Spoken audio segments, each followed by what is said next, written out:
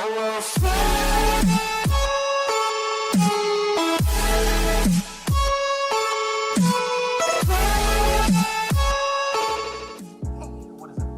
here with P.O.G, and I'm back because I feel better now. And because of that, I'm going to go back to my favorite type of content, and that's just speed duel content. It's just too addicting to stay away from. Speed duel content, that is.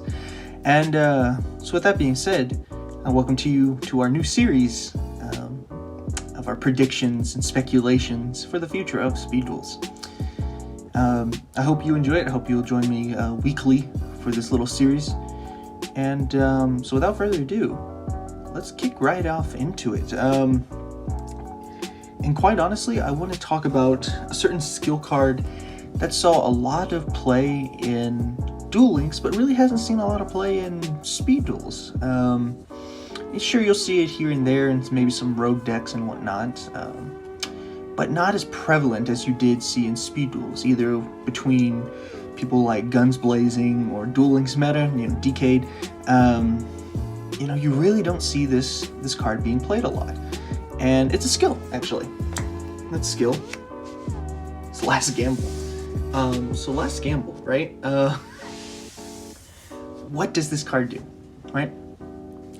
So you activate this card on the start of the 5th turn of whatever duel that you're playing. And then during your main phase, you can discard 2 cards, reduce your life points to 100, and then roll a die, and then whatever that die result is, you draw that many cards. So let's talk about that first, right? So you get rid of 2 cards, right? And you reduce down to 100. Here's the few first things that are gonna pop into your mind. You're down in card advantage. All right, pretty simple, but we're gonna be drawing cards, and hopefully enough to make up that deficit, right? The bigger problem people face right now is the fact that it brings you down to 100 life points, and I get that, right? Especially with things running around like Gravekeeper's Curse, and there's so many other burn cards, Nightmare Wheel, whatnot, right? It's very hard. And you could almost have to basically guarantee get that OTK to even want to run this. And that's what we did usually see in Duel Links. So let's talk about that second effect now, right? Rolling a die. When we roll a die, we're obviously going to get one of 6 results here. And only one of these results leads to a neg, right? And that's obviously rolling a 1. You're going to go neg 1 from it, which is not what we want to see. Rolling a 2 is going to break us even, give us 2 new cards. In a place where Allure of Darkness is a relatively good card, breaking even isn't bad, right? Especially if you're going to break even with Allure, it's digging through the deck that matters.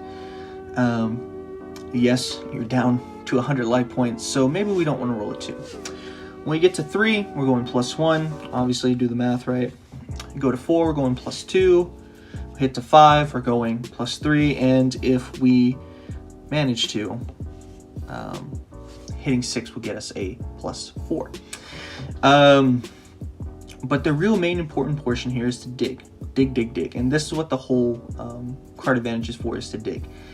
And honestly, I don't think we'll see this card really being played until we get a combo deck, right? An actual combo deck, not a card that says draw 1 card and then you can activate your skill with it, right? An actual combo deck. A combo deck that has some really powerful monsters. Bringing up Guns Blazing and Decade and so on and so forth before, when mentioning Last Gamble, first card that comes to mind is Desert Twister, right? Desert Twister is one of those cards that special summons itself at the cost of removing monsters from the graveyard. Some people call these Chaos monsters. That's usually reserved for monsters that have to remove Light and Dark. But for the purposes of this video, we're going to call monsters like these that remove cards from the graveyard to special summon themselves. We're going to call them Chaos monsters, right? Or Chaos-like monsters and their summoning capabilities.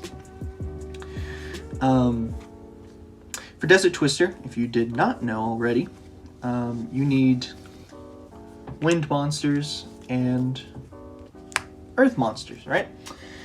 Obviously, as you can see here, we have some pretty good ones, and these were normally used in Duel Links as well. Blue Dragon Summoner, Man-Eater Bug, just really good cards, gets you another card advantage for activating Last Gamble. Man-Eater Bug removes card advantage on your opponent's side of the field. It's a 1-for-1, basically.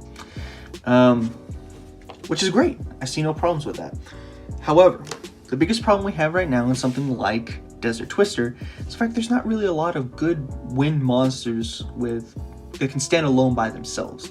We don't have 4-star Ladybug of Doom.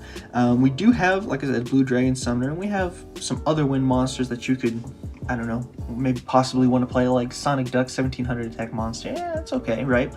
But it's not the best. It's not something we want to see. So let's speculate, right?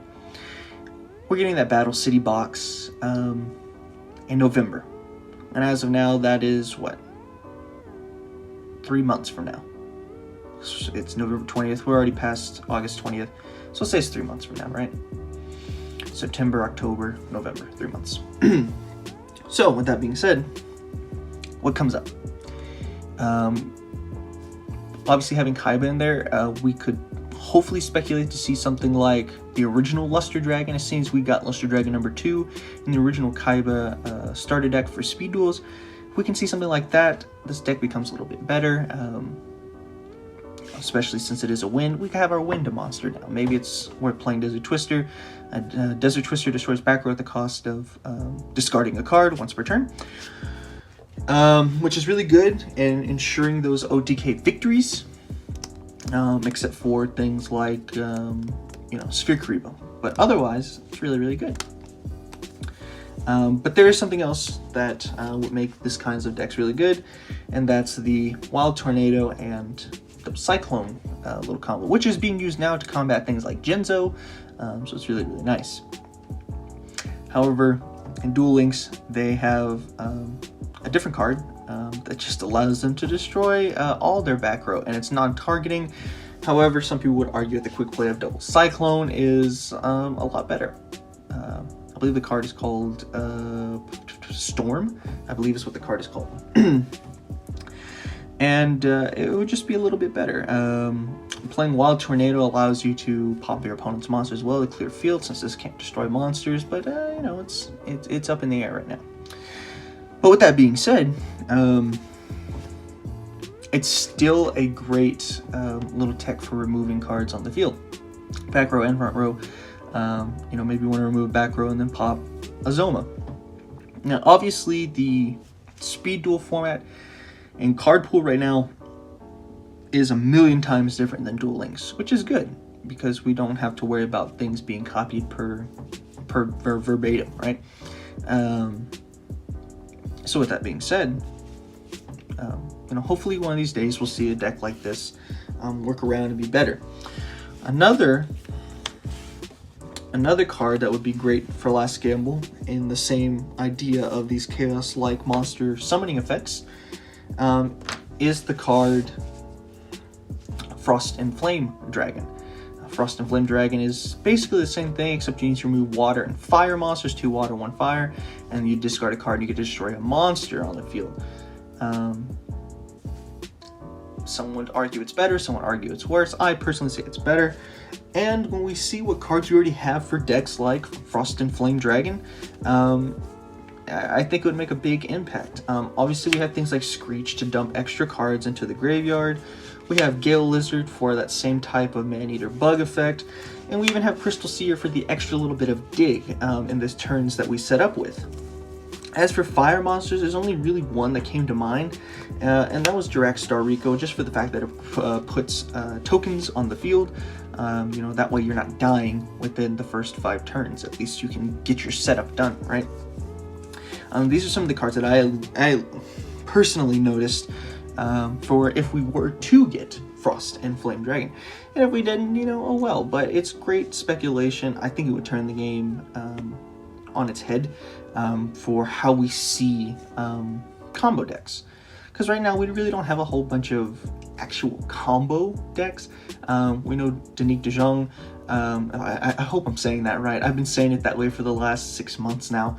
So I hope I'm right on that. Danique, if you're watching this, please correct me.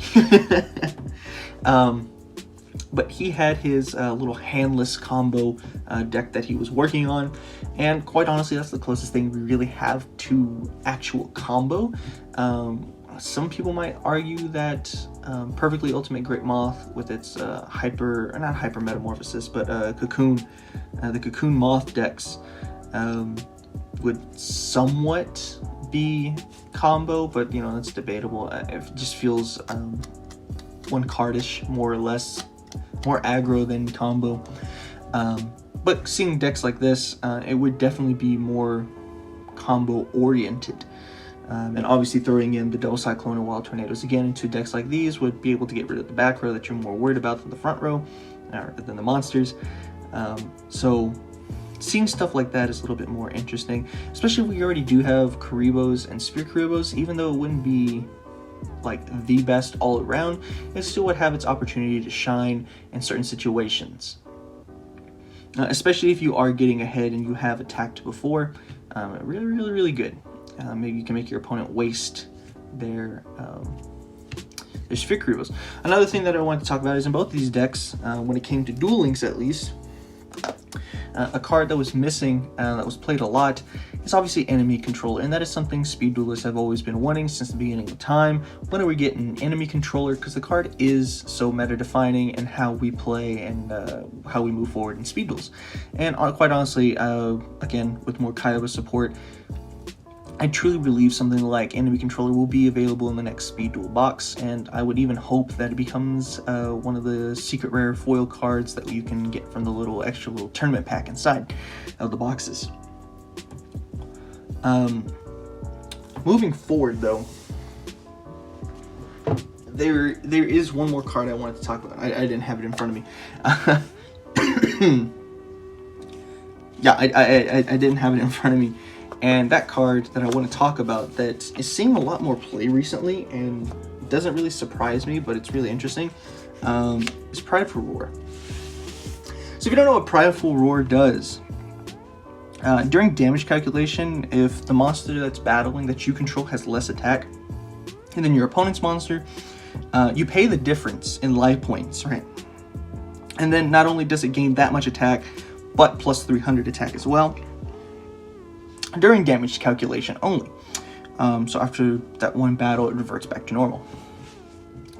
But the way people are viewing life point totals now is that life point totals really don't matter, even though we do still have Burden running around. They really don't matter until we can get to the very end. What's more important is field advantage.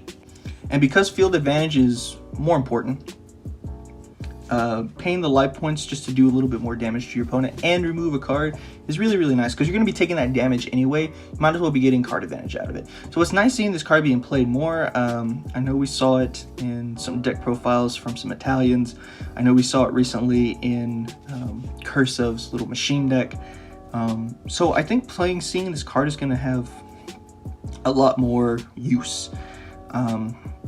And maybe even in something like Last Gamble, where it really doesn't matter as long as you have the 100 life points left to get to that final combo, maybe Prideful Roar becomes a little bit better and more usable. And widely usable, right? Until we get something like Wall of Disruption, if we ever get it. So with that being said, guys, what do you think? Do you think we're ever going to see Last Gamble being played a little bit more? Whether it be for things like Desert Twister, hopefully maybe in the future, Frost and Flame Dragon, or hell, even Blue Eyes, right? I've seen some people tinkering around with some Last Gamble Blue Eyes, which is really interesting. But yeah, let me know what you guys think down in the comments below. And give me some more ideas. What other cards would you like me to cover that could possibly have some impacts in speed duels that we already have that aren't really used that much? And what cards would you like to see people be using more? And are you seeing using more as time progresses and goes on? With that being said, I'm going to get out of here. Let you enjoy the rest of your day or night, whenever you are watching this. The only thing I'd ask is that maybe you like the video. If you actually liked the video, share it, subscribe to us if you want to see more. Check out our Discord, link down in the description below as well.